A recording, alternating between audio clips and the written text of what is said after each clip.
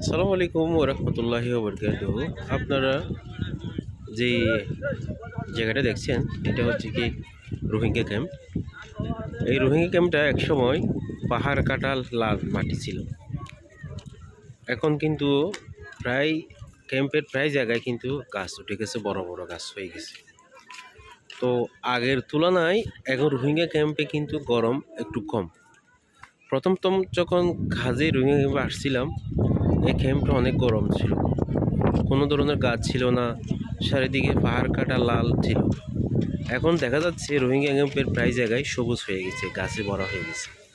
আমি এই মুহূর্তে আছি 10 নম্বর ক্যাম্পে। দশ 10 নম্বর ক্যাম্পে আছি। এই 10 ক্যাম্পের এই থেকে দাঁড়িয়ে আপনাদেরকে মূলত এই ভিডিওটা আমি দেখাচ্ছি। দেখেন, সব দিকে যেদিকে চোখ যায় সব দিকে সবুজ আর সবুজ। মাঝে মাঝে এখানে বাড়ি দেখা যাচ্ছে, এরকমই।